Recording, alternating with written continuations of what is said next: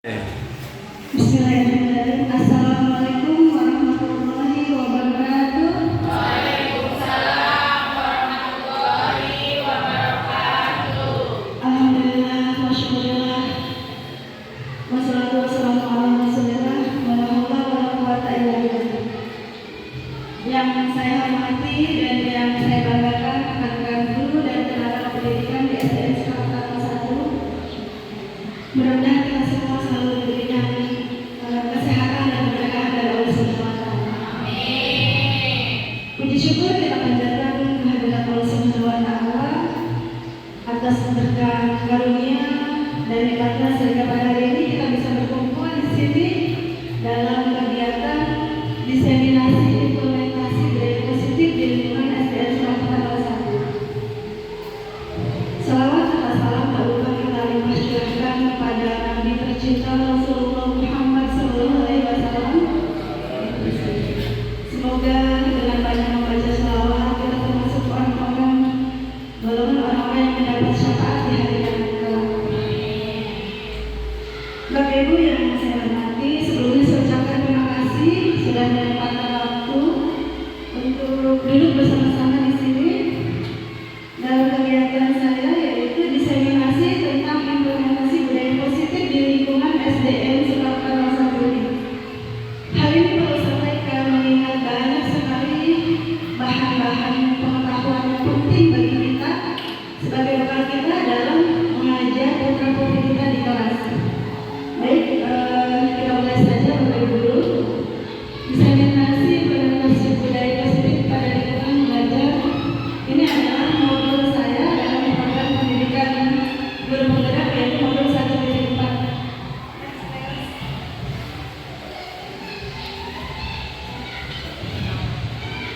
Tujuan kegiatan adalah memahami konsep pendidikan menurut Ki Hajar Dewantara yang dihubungkan dengan konsep budaya dan lingkungan positif di sekolah yang berpihak kepada siswa. Jadi tujuan adalah kita memahami konsep budaya positif di lingkungan yang berpihak kepada siswa. Kemudian memahami peran kita sebagai guru untuk membangun budaya positif dengan menerapkan konsep disiplin positif dalam berinteraksi dengan siswa. Kita menerapkan strategi disiplin positif yang memerdekakan murid untuk menciptakan ekosistem sekolah aman dan berpihak pada anak. Dan terakhir adalah bersikap reflektif dan kritis terhadap budaya sekolah dan senantiasa mengembangkan sesuai kebutuhan sosial dan murid. Menurut standar pendidikan nasional, tujuan mulia dari penerapan disiplin positif itu adalah agar terbentuk murid-murid yang berkarakter, berdisiplin, santun, jujur, peduli, bertanggung jawab, dan merupakan belajar sepanjang hayat sesuai dengan standar kompetensi lulusan yang diharapkan. Sedangkan budaya positif itu sendiri adalah budaya positif di sekolah, yaitu nilai dan kebiasaan di sekolah yang berpihak pada murid agar mereka dapat berkembang menjadi pribadi yang kritis, penuh hormat, dan bertanggung jawab sesuai dengan profil pelajar Pancasila. Selanjutnya adalah konsep budaya positif yang ingin saya sampaikan kepada teman-teman itu ada 8 poin. Pertama, perubahan paradigma belajar, kemudian disiplin positif, nilai-nilai kebajikan, kebutuhan dasar manusia, motivasi perilaku, dan kontrol posisi kontrol guru, keyakinan kelas, serta terakhir segitiga restitusi. Cukup banyak hal-hal yang akan disampaikan. Mudah-mudahan kita semua siap untuk menerima hal ini sebagai bekal pengalaman kita dalam mengajar di kelas.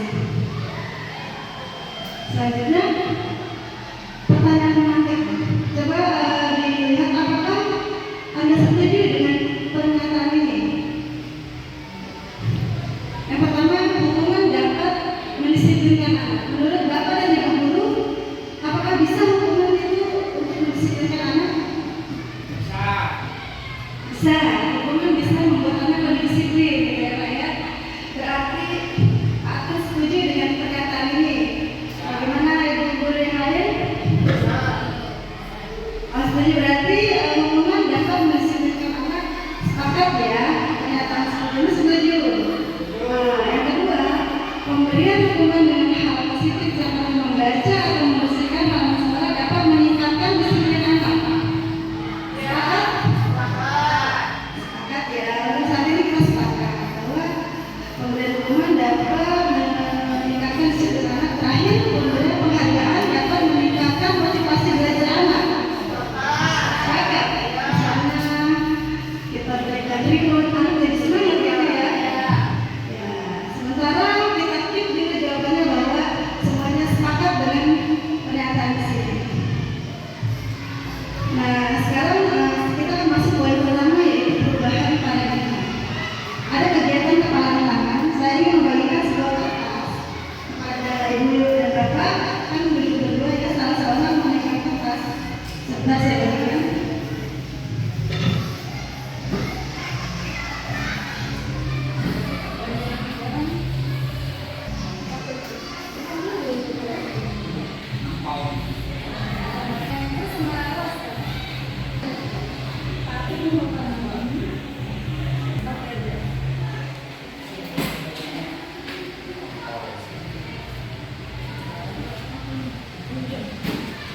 Baik, sudah dipegang kertas semuanya. Nah, kemudian yang memegang kertas itu sobeklah atau bikin menjadi bagian kecil kemudian digenggam. Disobek dong. Instruksinya adalah disobek atau langsung digenggam di tangan, boleh tangan kanan, boleh tangan kiri. Silakan. Sobek halus-halus. Boleh.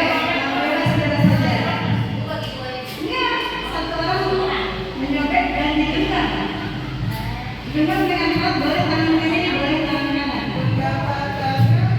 Sudah? Nah, kemudian teman yang tidak memegang kertas ya, berusaha membuka genggaman tangannya. Yang memegang yang tidak memegang kertas coba dibuka tangan-tangannya. Apakah terbuka? Beratnya? Kebuka? Enggak. Coba. Tidak terbuka?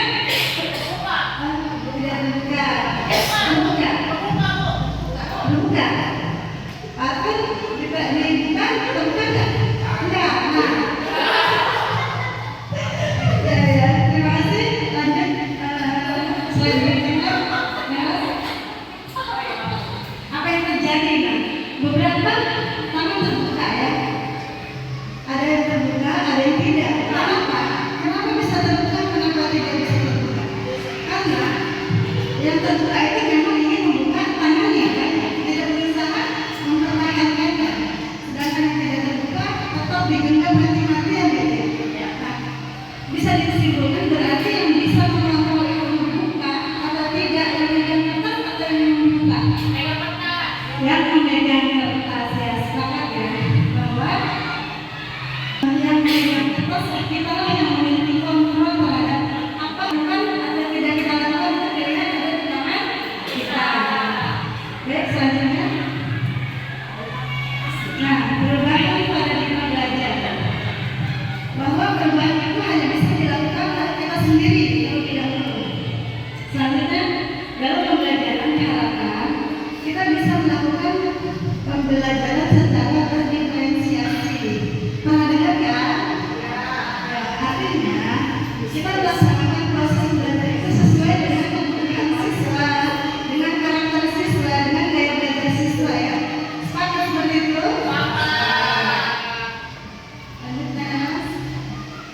Nah, menurut Dr. William Lesser bahwa ilusi kalau guru bisa mengontrol murid itu adalah ilusi. Tidak seperti itu sebenarnya. Bahwa penguatan positif itu efektif dan bermanfaat juga tidak seperti itu. Itu hanyalah sebuah ilusi bahwa kita mengkritik dan membuat orang merasa bersalah itu bisa menguatkan karakter. Itu pikiran kita biasanya. Nah, menurut ahlinya Dr. William Lesser itu tidak seperti itu. Bahwa semua orang dewasa berhak untuk memaksa itu adalah sebuah ilusi. Selanjutnya, bila kita ingin membuat kemajuan perlahan-lahan sedikit demi sedikit, maka ubahlah sikap atau perilaku dengan rangka memperbaiki diri kita sendiri, mengubah rangka acuan kita, kemudian mengubah bagaimana kita melihat dunia, bagaimana kita berpikir tentang manusia. Ubahlah paradigma kita sendiri, skema pemahaman dan aspek-aspek tertentu tentang realitas. Selanjutnya, slide selanjutnya. Nah, kita pernah kuliah di UT ya. Siapa pernah kuliah di UT? Ya, sama saya juga kuliah di UT. Saya pernah dapat pembelajaran tentang stimulus respon. Ya, bahwa ketika kita memberikan sesuatu itu siswa akan merespon. Dalam perubahan paradigma, kita akan merubah teori stimulus respon menjadi teori kontrol. Dalam stimulus respon, kita mencoba membuat orang agar berpandangan sama dengan kita, gitu kan? Kita menginginkan anak-anak kita itu berpandangan sama seperti kita. Sedangkan kalau menurut teori kontrol, kita yang harus berusaha memahami pandangan anak-anak kita. Perilaku buruk dilihat sebagai suatu kesalahan, gitu kalau stimulus respon. Sedangkan dalam teori kontrol, semua perilaku itu memiliki tujuan. Jika ada perilaku yang tidak sesuai, berarti mungkin kebutuhan dasarnya tidak terpenuhi.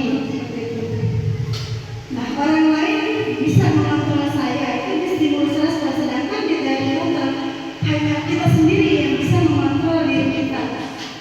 Saya juga bisa mengontrol orang lain, itu di stimulus respon. Sedangkan kita pada hakikatnya tidak bisa mengontrol orang lain.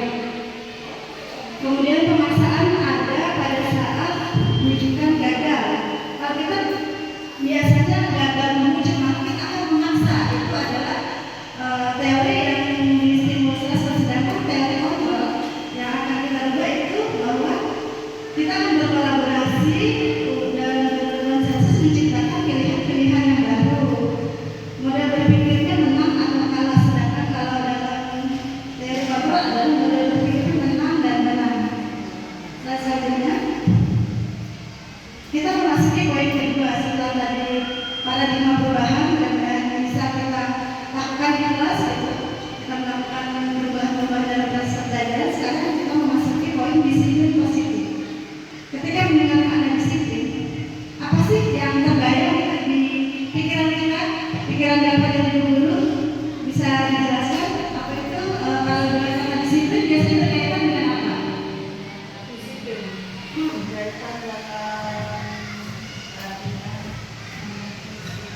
Disiplin mengenai kerapihan, terus peraturan, tata tertib, termasuk. Terima kasih. Berarti yang terpikir ketika mendengar kata disiplin adalah kerapihan, peraturan, tata tertib. Waktu. Biasanya dalam disiplin itu termasuk waktu juga. Iya. Iya. Ada lagi yang mau menambahkan? Slide selanjutnya.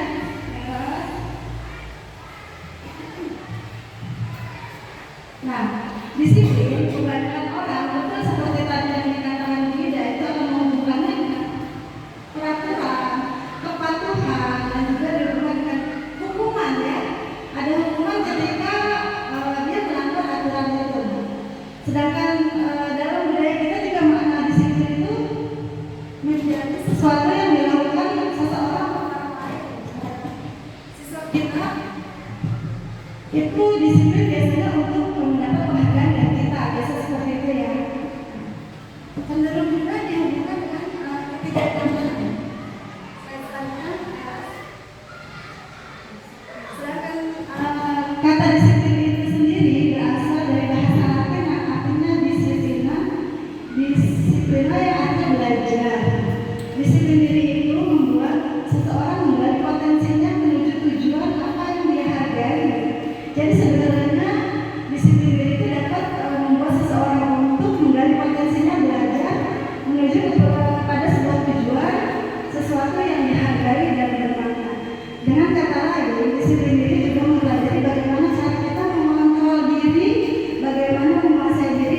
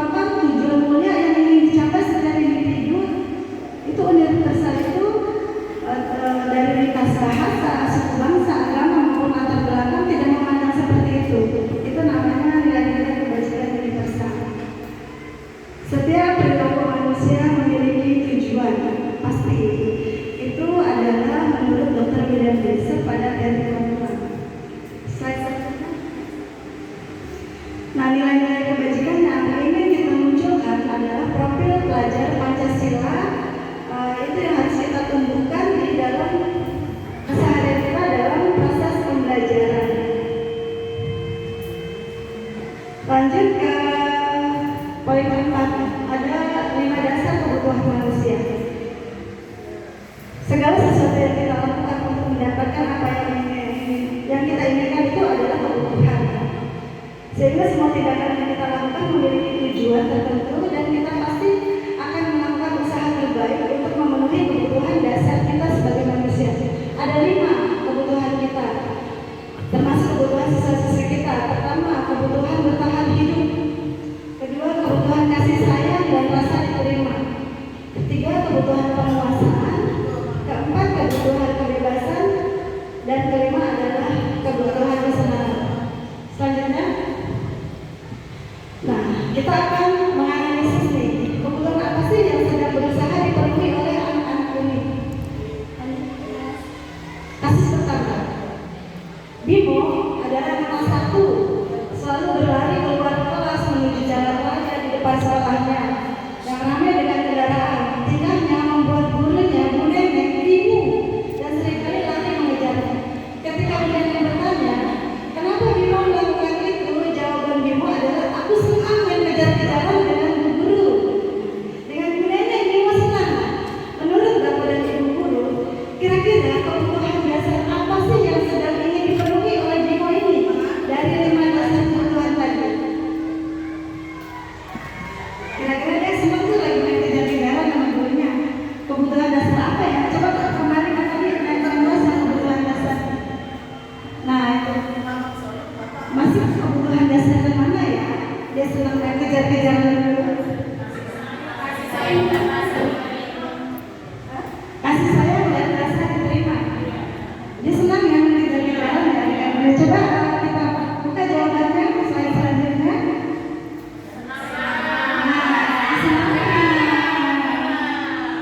Kebutuhan yang sedang ingin dipenuhi Bimo itu dia senang main kejar-kejaran sama guru. Dia bilang, aku senang gitu kan. Nah, itu berarti adalah kebutuhan kesenangan. Lanjut slide selanjutnya. Kasus kedua, Haifa, seorang anak kelas 1 selalu berlari keluar kelas menuju jalan raya di depan sekolahnya yang ramai juga dengan kendaraan. Tingkahnya membuat guru berantak bingung dan seringkali lari. Dan ketika berantak bertanya, kenapa sih Haifa melakukan itu? Jawaban Haifa adalah, ibu kejar aku karena guru sayang sama aku. Kira-kira kebutuhan dasar apa yang sedang berusaha ini? Kasih sayang. Coba kita lihat jawabannya. Ya, cinta dan kasih sayang. Haifa itu ingin menunjukkan bahwa gurunya sayang sama dia. Makanya dia sangat dikejar sama beranda. Lanjut. Kasus ketiga, Dinda, seorang anak kelas 3, begitu tiba di rumah sepulang dari sekolah nangis dan mengadu sama ibunya. Ketika ibunya bertanya, kenapa Dinda? Dinda benci sama Ibu Rani. Jawab Dinda, aku sebel gambarku tidak rapi, malah guru nunjukin ke teman-teman aku di depan kelas.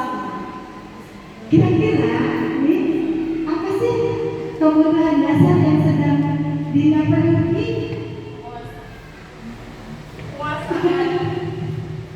Ya, coba kita lihat jawabannya. Penguasaan, ya. Karena penguasaan itu berkaitan dengan harga diri ya. Kita itu tidak boleh mempermalukan siswa di depan kelas, walaupun hasilnya kurang maksimal, tapi tidak boleh ditunjukkan ke teman-temannya gitu. Lanjut kasus keempat, Dinda, seorang anak kelas 3, begitu tiba di rumah sekolah nangis dan menangis pada ibunya. Dia benci pada perbuatan ibunya. Ketika ibunya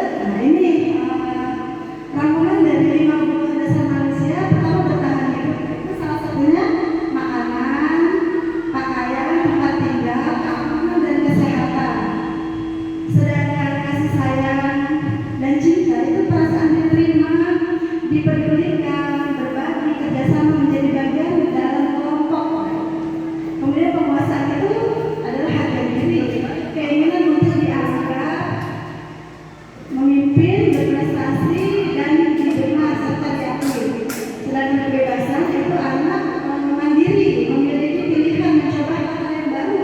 Jadi kalau anak bosan, dia yang mencoba hal yang baru itu adalah kebutuhan kebebasannya yang ini dia penuhi.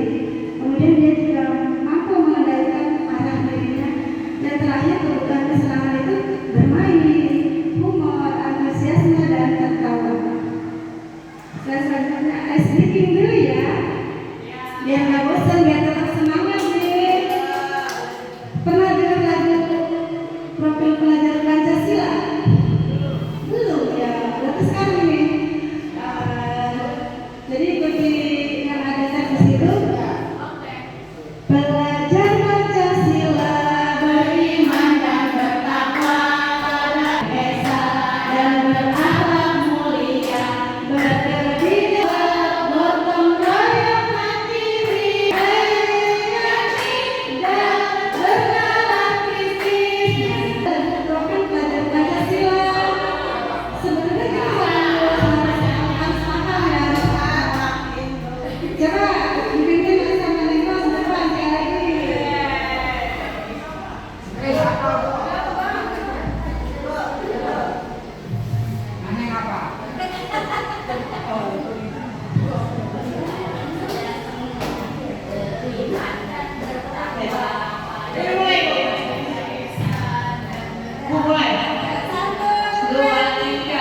Pelajar Pancasila beriman dan bertakwa pada Tuhan. Pelajar Pancasila beriman dan bertakwa pada Tuhan Yang Esa dan berakhlak mulia, berkebinekaan global, gotong royong mandiri, kreatif dan bernalar kritis.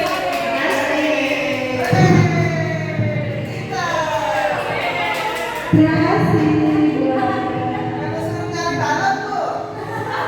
Tapi ini nggak ada nih apa sih SDK melakukan bullying kayaknya sama ada SDK.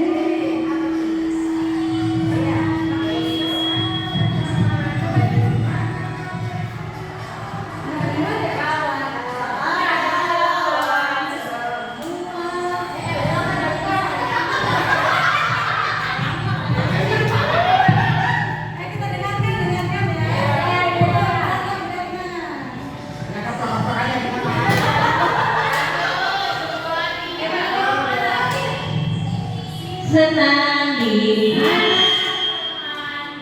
mana kita berteman, tak ada lawan, lagi ya. 2, 3. Di sini teman, di sana teman, di mana-mana kita berteman, tak ada musuh, tak ada lawan, semuanya saling menyayangi, tidak ejek-ejekan, tidak musuh-musuhan, saling tolong dan sayang sama teman. Tidak ejek-ejekan, tidak musuh-musuhan, saling tolong dan sayang sama teman. Assalamualaikum warahmatullahi wabarakatuh.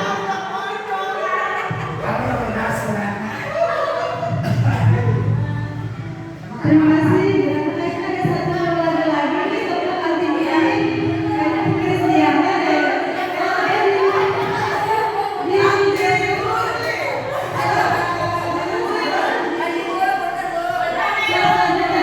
Selanjutnya ada untuk kajian ini. Selanjutnya ada untuk kajian. Siapa yang ada bagian video itu siapa tuh?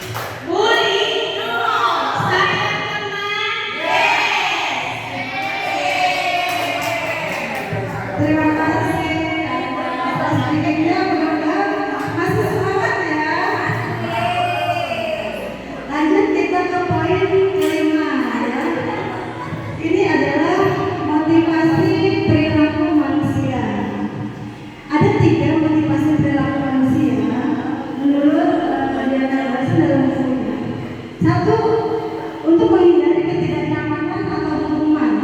Kedua, untuk mendapatkan imbalan atau penghargaan dari orang lain. Yang ketiga, untuk menjadi orang yang seperti mereka inginkan dan menghargai diri sendiri. Biasanya sekarang ini kira-kira murid-murid kita itu ada di tahap nomor berapa ya? Kalau mereka berperilaku baik itu kira-kira karena apa? Apakah karena menghindari hukuman? Apakah karena untuk mendapatkan penghargaan dari guru-gurunya? Atau mereka sudah menjadi orang yang memang sudah yang seperti mereka inginkan menghargai diri mereka sendiri? Kira-kira Bapak Ibu Guru muridnya ada di tahapan yang mana nih? Masih nomor satu ya? Biasanya siswa-siswi kita itu masih ada di tahap nomor satu, mereka berperilaku baik itu termotivasi itu karena menghindari hukuman ya. Nah ini adalah PR kita bersama untuk membangun motivasi intrinsik anak-anak kita supaya tidak lagi takut hukuman mereka dalam tepat waktu karena mereka menghargai diri sendiri dan mereka menghargai waktu. Lanjut slide selanjutnya itu adalah motivasi itu tadi dari luar, berarti kalau mereka takut dihukum itu berarti motivasinya dari luar, eksternal. Nah, termasuk ketika mereka mengharapkan imbalan, hadiah dari gurunya itu juga masih motivasi eksternal. Justru ketika mereka sudah bisa menghargai diri sendiri itu sudah memiliki motivasi internal dan memiliki disiplin positif. Lanjutnya, menurut Ki Hajar Dewantara, merdeka itu artinya tidak hanya terlepas dari perintah, tapi juga kita cakap untuk memerintah diri kita sendiri. Nah, merdeka itu bukan hanya kita terlepas dari perintah orang lain, tapi juga kita bisa memerintah diri kita sendiri dengan cakap. Lanjut, Leras, ada contoh kasus nih. Coba Leras tolong dibaca kasusnya. Jadi ada contoh kasus, Ibu Lia guru kelas 2 SD mendapatkan masalah. Murid-muridnya tidak bisa tertib, berdiri antri di depan pintu kelas dan selalu berebutan masuk ke dalam kelas. Setelah jam istirahat usai, ini tentunya sangat mengganggu proses pembelajaran di mana kelas tidak dapat mulai tepat waktu karena Ibu Lia sibuk menenangkan murid-muridnya untuk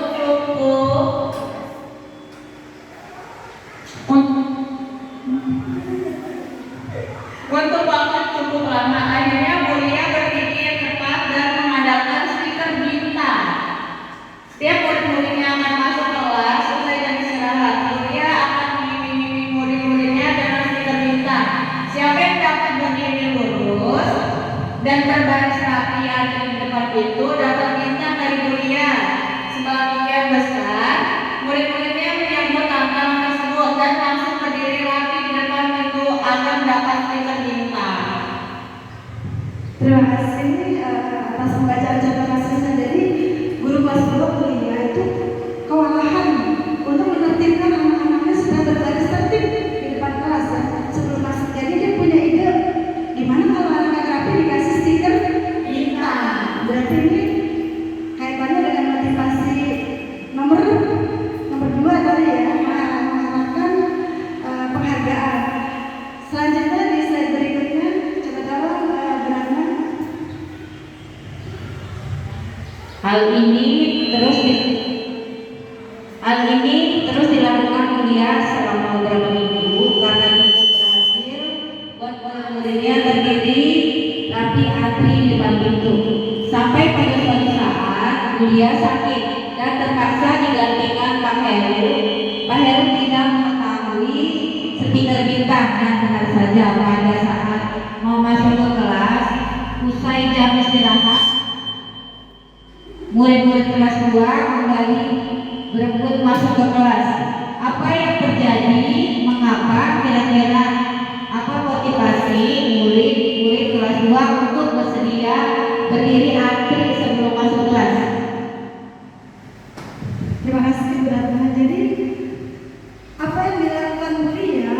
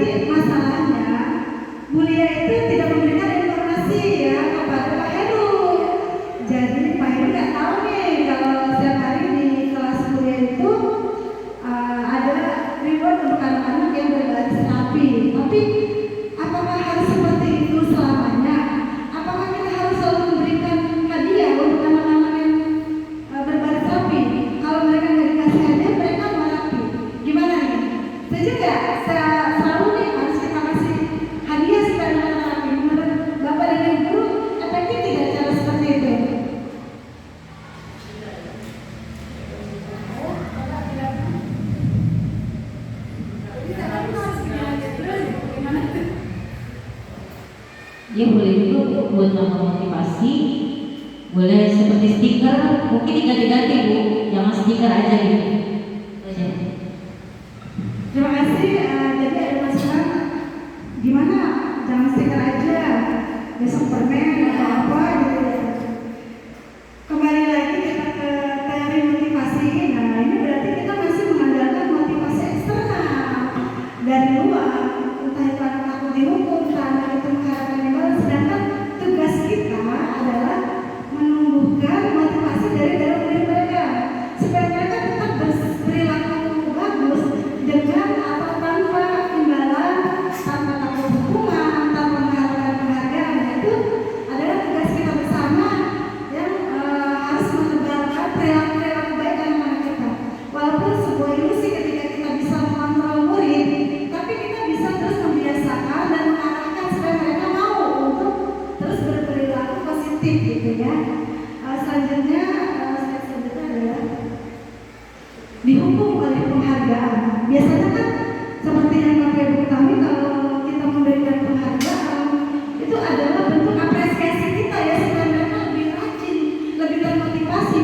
Tapi ada pendapat nih dari Alfi Hons, susah juga namanya ya, bahwa penghargaan itu bisa menurunkan kualitas.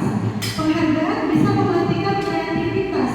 Penghargaan bisa mengurangi motivasi intrinsik gitu. Nah, seperti yang tadi dalam kasus kuliah itu, kan terlalu sering diberikan penghargaan, jadi mereka kurang motivasi intrinsiknya gitu. Jadi tugas kita adalah yang membangun motivasi itu dari dalam diri mereka ya, bukan karena penghargaan atau karena takut hukuman. Sampai di sini bisa dipahami. Lanjut. Nah, dalam motivasi perilaku manusia ada 3 istilah. Pertama hukuman, kedua konsekuensi, ketiga restitusi. Nah, kalau hukuman itu biasanya tidak terencana dan satu arah dari guru ya. Dari guru biasanya menghukum siswa. Nah, biasanya itu berupa kata-kata, misalnya kamu gitu. Kok telat sih? Ada nada marah gitu kan, atau bisa juga berupa hukuman fisik, misalnya kamu bersihin sampah ya, gitu, itu hukuman. Nah, murid itu tidak tahu apa yang terjadi dan tidak dilibatkan biasanya. Kita bisa menghukum secara sepihak, itu adalah hukuman.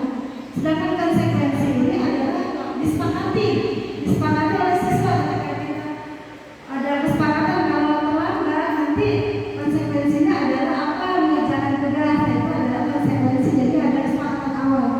Sedangkan restitusi itu proses menciptakan kondisi bagi siswa untuk memperbaiki kesalahannya. Nah, supaya mereka itu bisa lebih baik di masa yang akan datangnya. Lanjut Mas. Nah, ini adalah ada sebuah pertanyaan. Pertama, mencatat 10 kali di dalam buku kalimat saya tidak akan terlambat lagi. Bagi yang terlambat sekolah ya.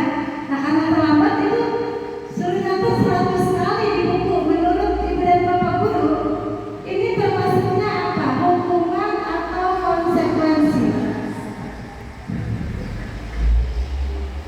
Siapa yang mau berpendapat? Ini hukuman atau konsekuensi ya? Kalau suruh catat 100 kali di buku gara-gara telat.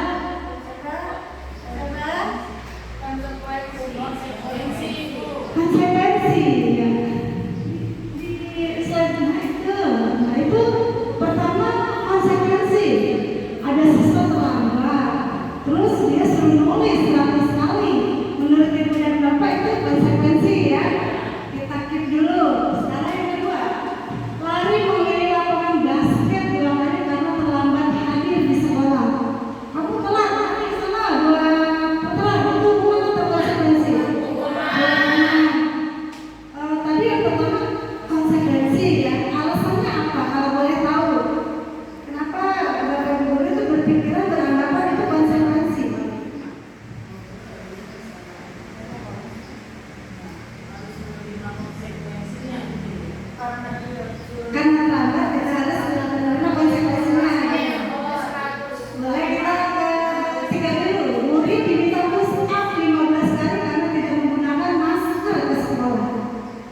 Itu hukuman atau konsekuensi ya? Nah, nanti kita cari penjelasannya. Yang keempat, menggantikan tugas teman yang sudah dicoret-coret. Dia dalam tugas temannya ganti ya kamu. Itu hukuman atau konsekuensi? Konsekuensi. Selanjutnya, membersihkan tumpahan air di meja tulis karena tersenggol pada saat belajar. Hukuman atau konsekuensi? Konsekuensi ya. Kemudian murid disuruh untuk mengenakan sepatu seharian di sekolah karena tidak mengenakan sepatu itu salah satu sih, maksudnya murid disuruh tidak mengenakan sepatu, disuruh lepas sepatu karena sepatunya nggak seragam sama teman-temannya. Itu hukuman atau konsekuensi? Konsekuensi. Lanjut, lari memilih lapangan basket 2 kali karena terlambat 10 menit untuk pelajaran PJOK. Ini guru PJOK nih, ada anaknya terlambat, terus suruh lari 10 menit. Itu hukuman atau konsekuensi, Pak Guru? Atau hukuman atau konsekuensi? Oh, konsekuensi ya. Nah, sekarang kita lihat jawabannya pada slide berikutnya. Nah, ini adalah jawabannya. Yang pertama itu hukuman. Kenapa? Karena kalau yang namanya konsekuensi, kalau hukuman itu tidak ada hubungannya dengan apa yang dilakukan. Dia terlambat sekolah, hukumannya apa? Menulis 100 kali. Apakah dengan menulis 100 kali besok dia tidak terlambat? Itu kurang ada korelasinya ya. Nah, yang kedua itu juga hukuman. Nah, yang ketiga konsekuensi ya. Itu ada perbaikan yang memperbaiki situasi ketika kertas temannya dicoret, dia harus ganti, itu konsekuensi. Nah, yang keempat juga betul ya, konsekuensi. Yang kelima, tidak menggunakan sepatu hitam itu seharian tidak, itu hukuman. Yang terakhir. Enggak kelihatan ya? Oh, jadi kayak itu dikit.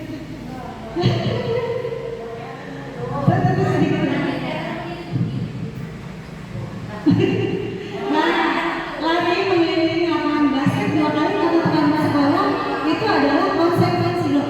Kenapa Bu? Gitu kan? Biasanya kita hukuman itu katanya berkaitan dengan fisik gitu ya. Nah, kenapa di PJOK ini justru disebut konsekuensi? Karena ketika dia terlambat dia belum melakukan pemanasan. Jadi Bapak guru PJOK-nya mengharapkan dengan lari itu dia lebih siap untuk belajar olahraga gitu ya. Bisa dipahami? Bisa dipahami bedanya antara hukuman dengan konsekuensi ya.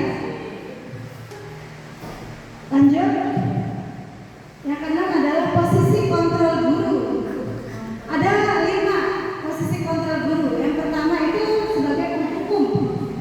Yang kedua sebagai pembuat rasa bersalah. Yang ketiga adalah sebagai teman. Yang keempat sebagai pemantau. Dan yang terakhir sebagai manajer. Diharapkan kita semua ini ada di posisi yang kelima, yaitu manajer. Nah, supaya kita bisa menjadi pribadi yang bisa membuat murid kita menjadi pribadi yang mandiri, bertanggung jawab atas perilaku mereka sendiri. Selanjutnya, terus ke slide lanjut. Kita lihat ini.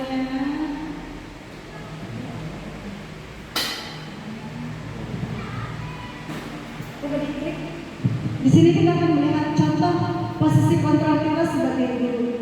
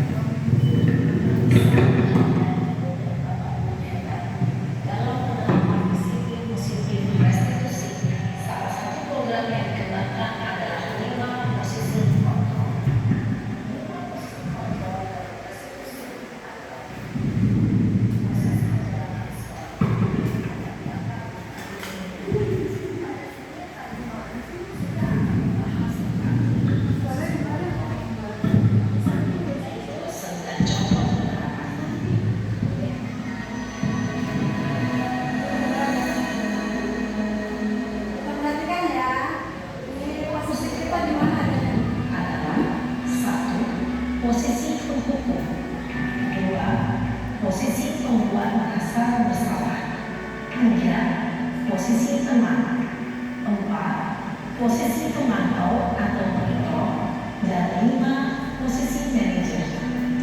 Untuk lebih memahami kelima posisi tersebut, mari kita saksikan kasus kemarin dan terlambat hadir 20 menit di sekolah dan melihat bagaimana kelima posisi kontrol dalam menghadapi masalah tersebut.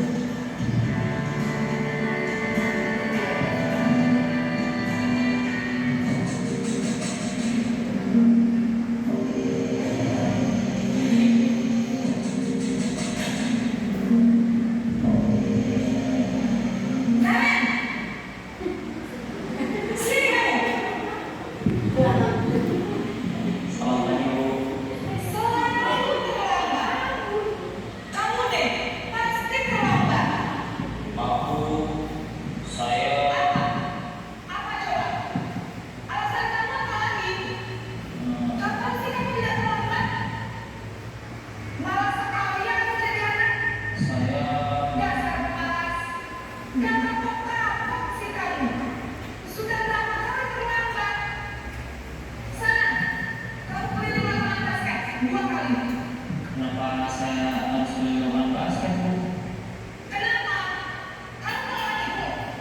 Berani-beraninya jawab, sudah terlambat, masih berani jawab pula. Sekarang, keliling lapangan basket 5 kali sekalian. Lihat aku, cepat. Beri sana lapangan basket. Posisi terkukuh biasanya berbicara dengan nada tinggi, menghakimi, menunjuk-nunjuk, menyakiti, dan menyindir. Hukuman bisa berupa fisik maupun psikis. Ibu dan bapak guru hebat, dampak yang terjadi pada murid ketika guru berada pada posisi terkukuh adalah murid cenderung akan memberontak, bahkan menyimpan dendam.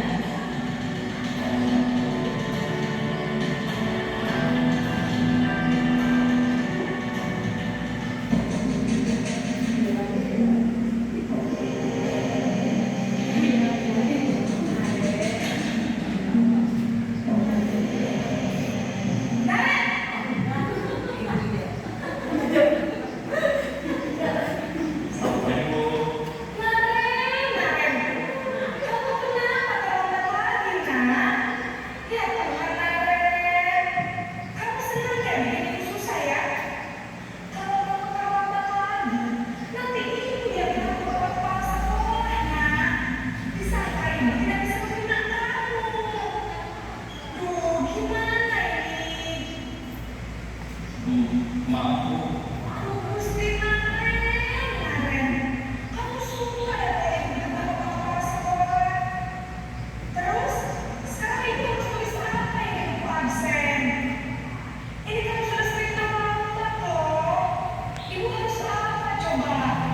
Maaf, Bu. Maaf sekali. Ya sudah, lain kali jangan bikin susah lagi ya, Nak ya. Ibu tidak akan apa-apa kalau orang gini terus. Bisa jantungan kalau ibu tegur bapak kepala sekolah. Sana cepat ke kelas. Maaf ya, Bu. Maaf sekali. Posisi membuat rasa bersalah, berbicara dengan nada tenang, cenderung lembut. Namun kata-kata yang diutarakan membuat murid merasa menjadi orang yang gagal, memandang buruk dirinya sendiri, merasa tidak berharga, dan tidak sanggup membahagiakan orang lain.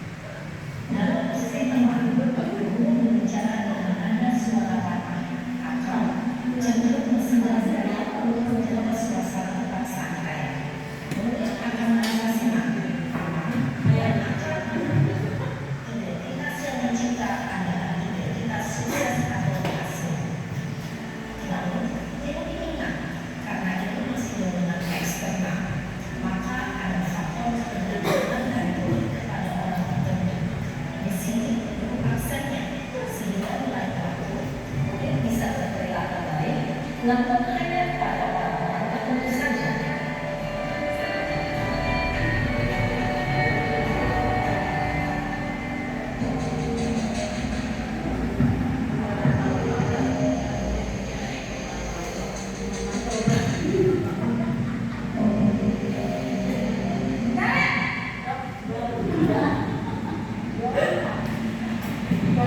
Selamat pagi Bu.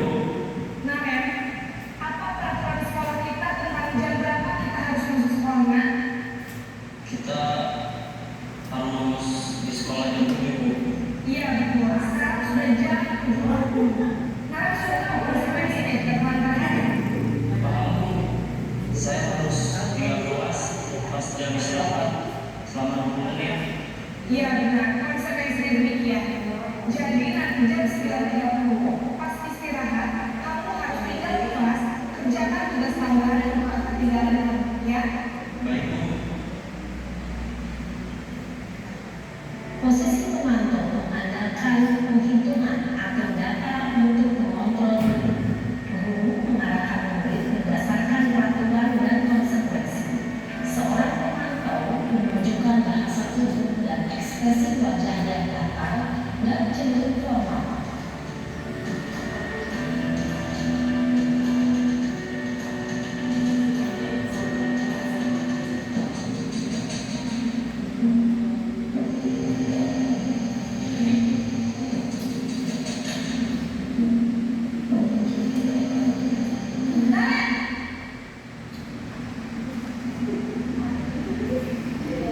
Selamat pagi Bu. Selamat pagi, Nak, ya. Maaf Bu, saya terlambat. Iya, sekolah masuknya jam 7, sekarang sudah jam 7.20. Jadi sekarang bagaimana ini, Nak, ya? Maaf Bu, saya lupa dalam saya semalam. Baiklah, menurut kamu, keyakinan sekolah yang mana yang kamu pindahkan? Menghargai diri sendiri dan orang lain mungkin Bu. Setuju. Jadi, apakah kalian meyakini prinsip saling menghormati tersebut? Iya Bu, saya meyakininya. Apakah kalian bersedia memperbaiki masalah keterlambatan ini? Bersedia Bu. Bagaimana kamu akan memperbaiki masalah keterlambatan ini? Saya akan coba untuk tidak melakukannya alat saya Bu. Baik, kalau kalian pemeliharaan di rumah, ada orang yang kira-kira bisa bantu mengingatkan tidak?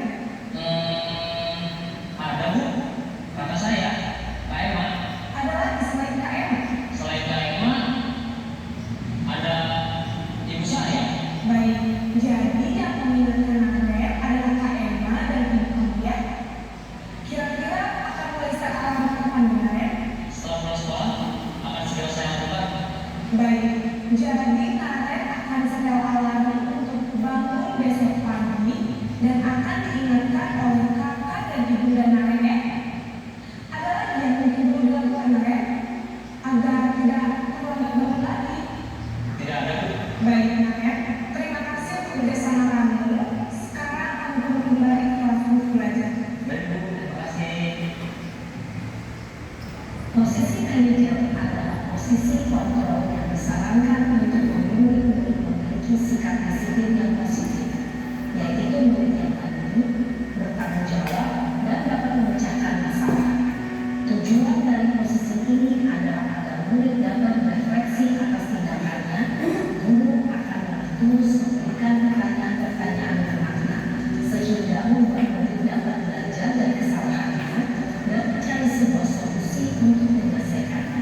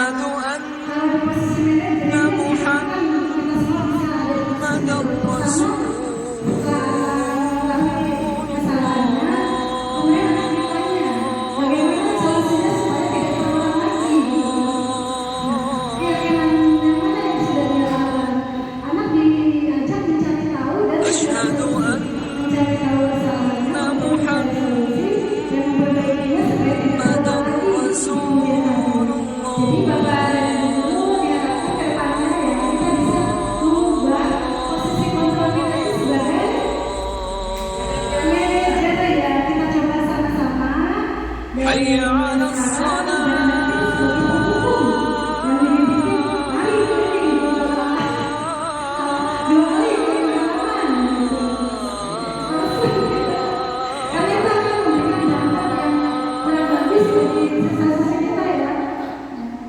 حي على الصلاة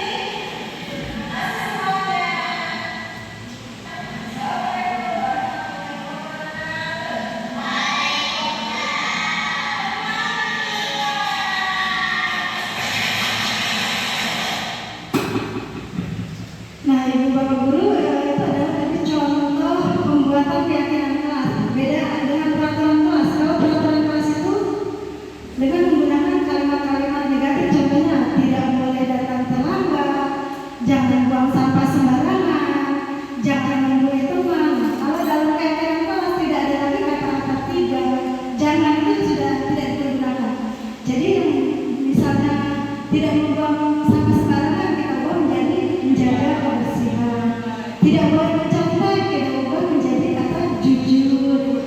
Bisa dipahami di sini? Diharapkan ke depannya Bapak dan Ibu Guru mengubah peraturan kelasnya yang sudah dibuat menjadi keyakinan kelas yang disepakati bersama anak-anak. Mereka harus melibatkan anak-anak dalam membuat keyakinan kelas.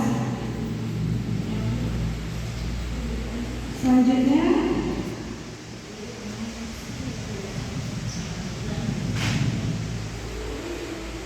terakhir ya, poin terakhir ke-8 adalah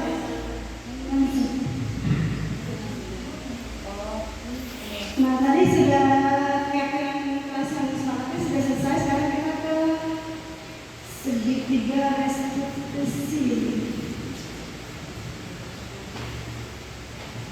Restitusi dulu. Restitusi itu apa sih? Kembali slide. Belum. Terus restitusi. Pernah dengar Bapak dan Ibu Guru restitusi? Baru sekarang atau sudah pernah sebelumnya? Baru sekarang. Restitusi itu adalah cara menanamkan disiplin positif kepada murid. Apa itu restitusi? Itu adalah proses menciptakan kondisi bagi murid untuk memperbaiki kesalahan mereka. Mereka salah, tapi kita berusaha memperbaikinya sehingga mereka bisa kembali pada kelompok mereka dengan karakter yang lebih kuat. Juga merupakan proses kolaboratif yang mengajarkan murid untuk mencari solusi pada masalah mereka sendiri dan membantu mereka berpikir tentang mereka ingin menjadi orang yang seperti apa, bagaimana cara mereka memperlakukan orang lain. Nah, itu adalah restitusi. Selanjutnya ada 9 ciri-ciri restitusi. Bukan untuk menebus kesalahan, namun untuk belajar dari kesalahan ya. Kemudian memperbaiki hubungan. Ini adalah tawaran bukan paksaan. Menuntut untuk melihat ke dalam diri, masalahnya ada di dalam diri kita. Kemudian mencari kebutuhan dasar yang bisa ditindakan. Apa sih alasannya? Misalnya mereka terlambat, itu kenapa? Kita harus cari tahu, jangan langsung menghukum tanpa mencari tahu dulu. Siapa tahu mereka sudah berusaha, berjuang, ternyata masih tetap terlambat. Kemudian fokusnya pada karakter dan tindakan. Restitusi adalah cara yang paling baik. Fokusnya pada solusi, mengembalikan murid yang berbuat salah ke kelompok mereka dengan karakter yang lebih kuat. Ada 3 tahapan restitusi dan bentuknya segitiga. Itu adalah tahapan pertama itu menstabilkan identitas. Ketika mereka berbuat salah, nah kita itu jangan langsung menyalahkan, tapi seperti semua orang pernah berbuat salah, tidak apa-apa berbuat salah. Lanjut lagi. Nah, itu pertama menstabilkan identitas, bahwa kita menyadari bahwa semua orang itu pernah membuat kesalahan. Yang penting bagaimana cara memperbaikinya. Jadi menenangkan, udah salah kemudian disalahkan, kan itu bikin anak kita tambah gimana, merasa bersalah. Ketika anak melakukan kesalahan, kita berusaha menenangkan bahwa tidak apa-apa, semua orang pun pasti pernah berbuat kesalahan. Yang penting bagaimana cara kita memperbaiki ke depannya. Yang kedua adalah validasi tindakan yang salah. Kita bertanya, kamu pasti ada alasannya kenapa datang terlambat, gitu kan. Kita harus mendengarkan bahwa mereka itu memiliki alasan yang memang bisa menjadikan mereka sebuah terlambat. Jadi kita tidak langsung menjudge, menghakimi, tapi kita tanya dulu, gitu kan. Dan terakhir adalah menanyakan keyakinan. Ketika mereka terlambat, kita tanya, kan kita punya keyakinan kelas tuh. Keyakinan mana yang sudah kamu langgar? Mereka kan pasti punya. Apakah datang tepat waktu? Apakah disiplin? Apakah menghargai orang lain? Gitu. Mereka jadi bisa mengetahui kesalahan mereka sendiri. Kemudian kita juga tanyakan bagaimana menurut kamu solusinya supaya ke depannya tidak terulang lagi. Lanjut slide selanjutnya. Kita lanjut lagi. Bisa di. Nah, ini ada kasus lagi. Kita ini belajar dari kasus-kasus yang ada ya. Coba Mas akan ditampilkan kasusnya.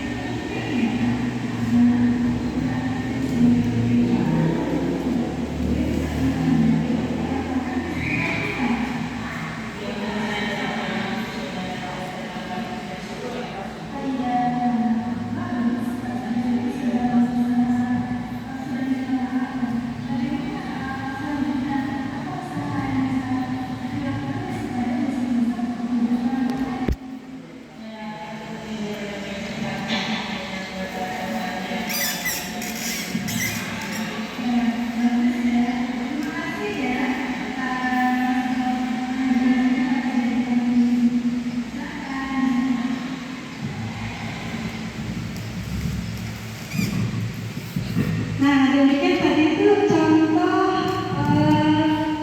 segitiga restitusi yang berusaha saya terapkan ketika ada murid yang datang terlambat. Saya tadi datang terlambat, kemudian saya menanyakan alasannya dan apakah menurut dia salah atau tidak dia datang terlambat. Dia mengakui itu sebuah kesalahan dan dia juga menyadari keyakinan kelas yang sudah dilanggar oleh dia adalah disiplin.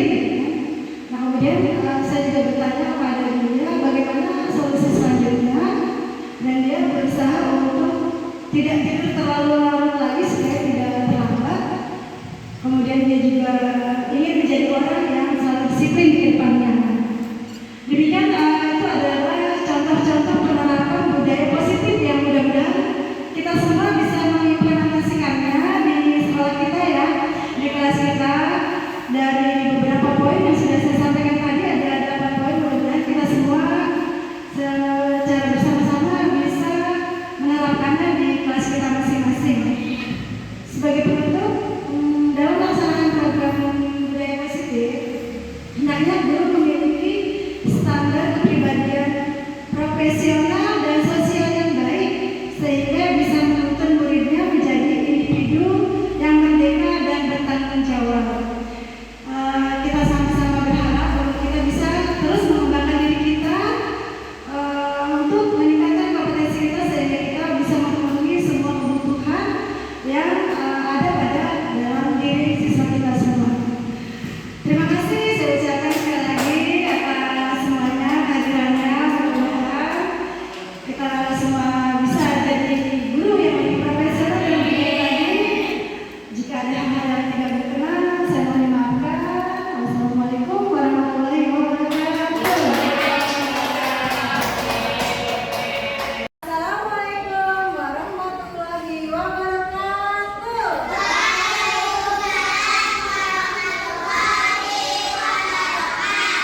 Apa kabar anak-anakku hari ini?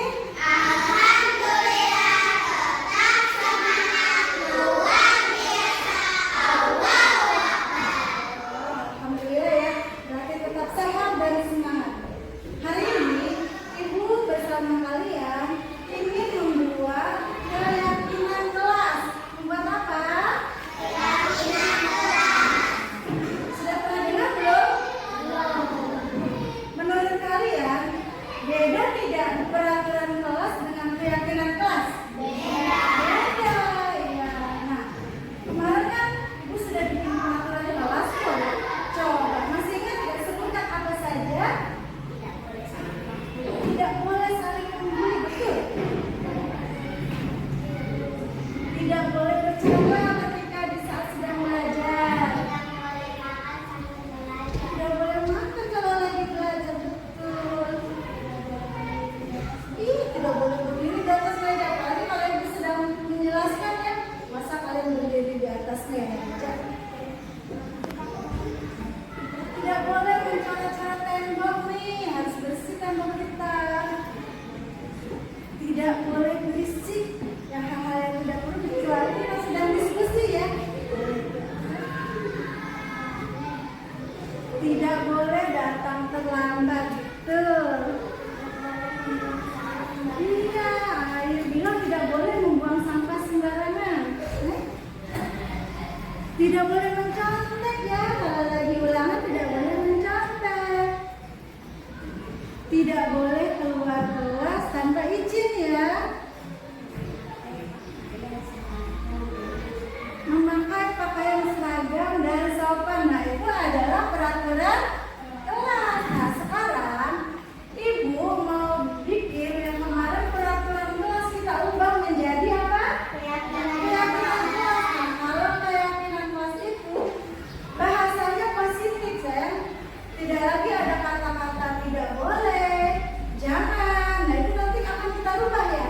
Kayak misalnya tadi Ayu kan bilang tidak boleh membuang sampah sembarangan. Nah kalau di keyakinan kelas kita rubah jadi apa?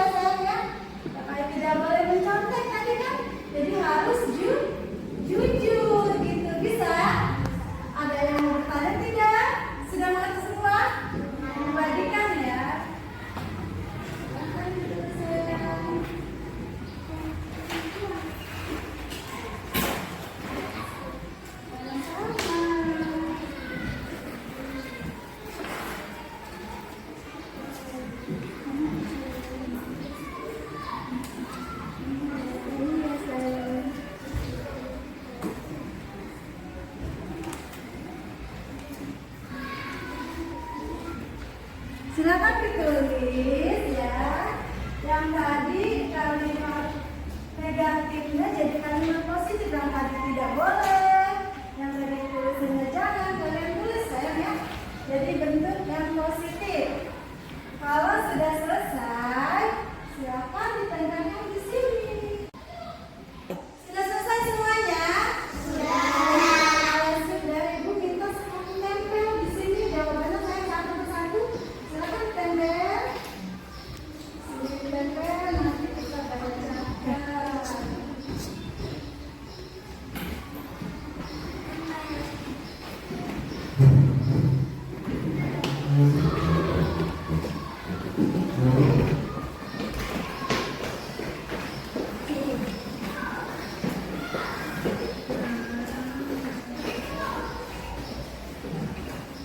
Kalau sudah sepakati berarti kita punya berapa keyakinan kelas ya. Pertama, disiplin atau datang tepat waktu. Kedua, jujur. Ketiga, menjaga kebersihan. Keempat, sopan. Sopan santun, saling menghargai, tidak boleh saling membuli ya sayangnya. Satu lagi ya, ada 5 kan?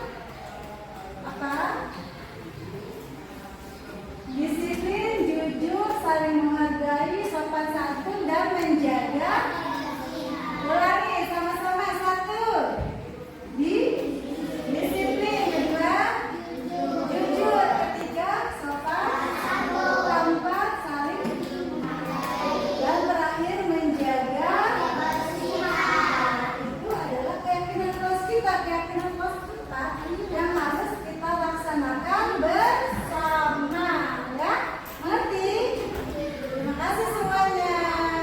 Assalamualaikum warahmatullahi wabarakatuh. Waalaikumsalam. Tepuk tangan ya kita semua. Ya Sahril, tahu nggak kenapa Ibu panggil ke sini? Tidak, Bu. Tidak tahu ya. Tadi ketika sedang belajar, Ibu lihat Sahril datang terlambat ya. Iya, Bu. Nah, menurut Sahril datang terlambat itu sebuah kesalahan bukan? Salah. Iya, Bu.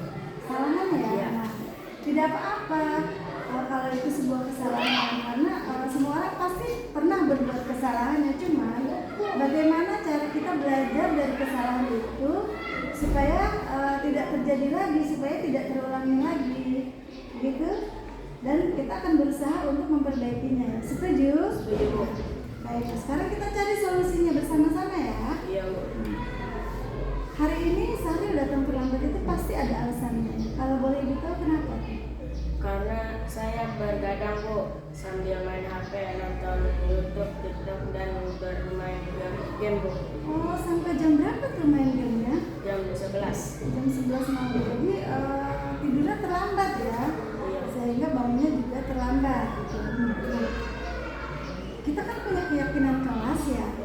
Sahril tahu keyakinan kelas apa yang sudah Sahril langgar? Tahu. Apa itu? Disiplin, Bu. Nah, disiplin ya.